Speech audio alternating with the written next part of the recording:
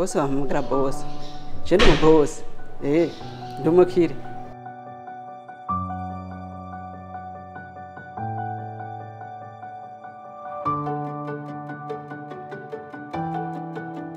Aha mu Dusanze n'ahantu duhingurira ifu y'ubugori. Ibigori twirimira ngaha mu Burundi nyene. Mu ntango jewe nakorera Makamba, nari noroye ingurube nkeyi. N'unyuma rero umugambi Paeje uranshikako, barangendeye vraiment mu misi ya mbere Paeje ikija ku kivi bace bangendera.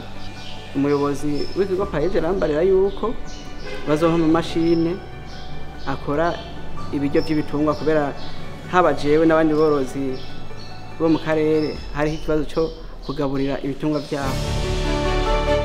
Barampa financement bankubita miliyoni 40, candagura mu mashine, candaronka abakiriya benshi, ndava Inyanza rake ndi mu kiri Gitega.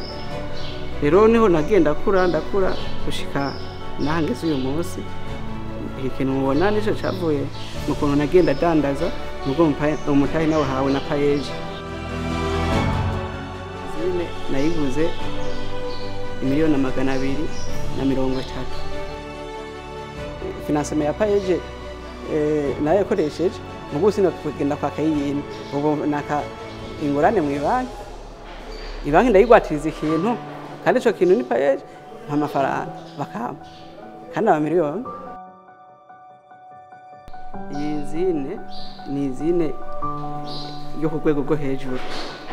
Ni izine nta mpamvu ubona shaka yo kugenda kugurira ifu hanze, kubera no hanze haba mu Buganda haba Tanzania bakoresha ya mashini.